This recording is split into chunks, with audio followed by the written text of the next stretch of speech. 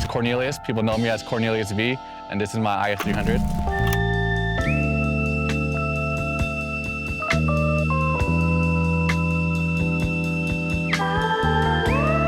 So I didn't get drifting for a long time. I started drifting when I was, I think, 24. Yeah, it was like 4 years ago I got into drifting. I got my first car. It was a 1991 Mazda Miata. I bought it to drift, and I took it to one event, and it sucked so bad. I never wanted to drift it again. Maybe because I was just a bad driver. I decided to pick up something with a little more power, so I went with the IS300, and I picked one up in 2019, right before COVID. And luckily, during that time, I was working from home, so I was able to build this car and work from home and go drifting as much as I can in 2019 all the way up till now.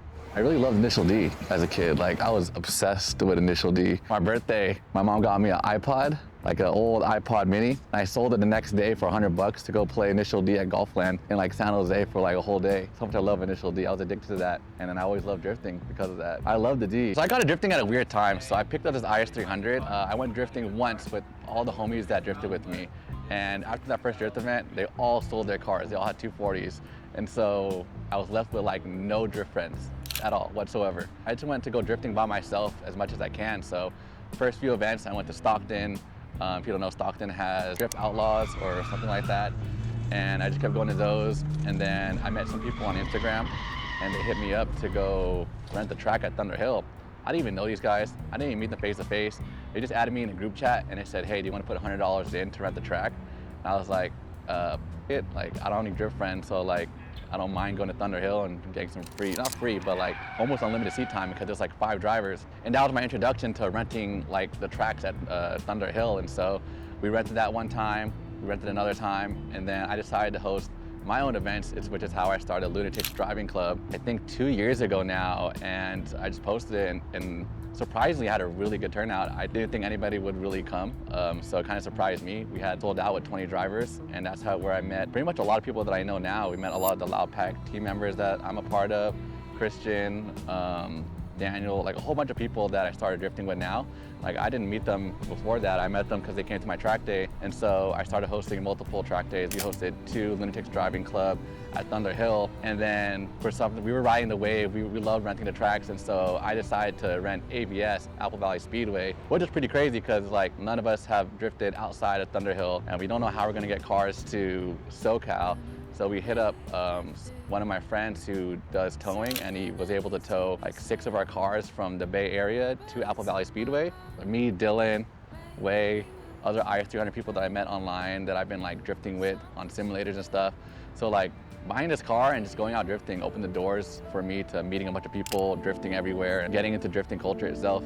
I got into drifting because I went to one event with friends, but other than that, like it was mostly solo. So I just asked anybody that was down to go with me and then go to the track. And honestly, I just talked to people. Like if someone was pitting by themselves, I would just ask, hey, can I pit next to you? Just strike up a conversation like, have you been here before? What's your experience like? What's your tire pressure? I was spitting out a lot the first time, and so I asked the owner of the event, I was like, I keep spitting out, like, what do you recommend? He's like, oh, this track is slick. Drop your PSI to like 32 or something, because I was at like 56 or something crazy. I think I went to like 5 events by myself until I actually made my first like drifting friends. And like, it's intimidating when you go to the track for the first time because you pull up, you know, people in their drift cars are all like, they come in a crew, they come with all their friends and family. You pull up by yourself, and it's intimidating because, you know, like people are gonna like staring at you like, who's this guy by yourself? But after a while, you go there, you kind of get used to it. You start understanding like the nuances of going to a track, like going there, like where to check in, what tech is like, how to pass tech, who are the right people to meet.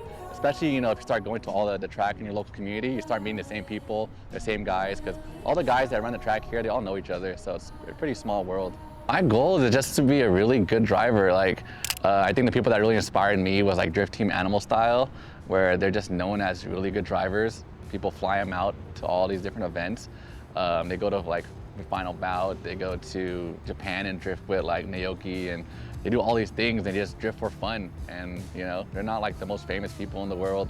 They just get invited because they're good drivers and they're really cool people. And so that's all I wanted to do, is just drive and make my driving known. So it's kind of why I started YouTube, is just to make sure people know that I'm a decent driver, and then I want to drive people. I wanted something reliable, and I didn't want like a rust bucket or like a beater car.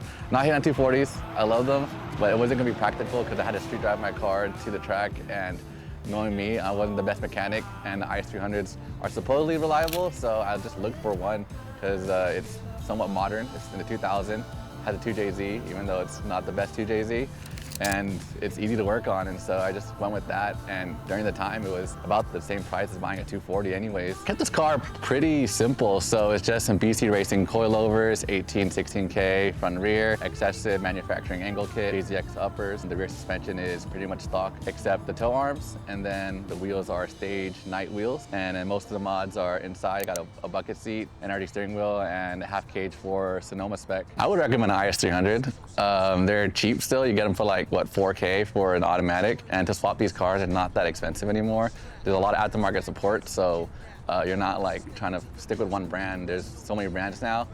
It's a heavy car, but it's 4 doors and it's a long wheelbase, so it's easy to learn how to drift. And it's reliable. I bought this car at 200,000 miles, and I've been drifting it nonstop. And I only put drift miles on it, so I put 20,000 miles of drift miles, and it's still running strong. So I'd recommend the IS300.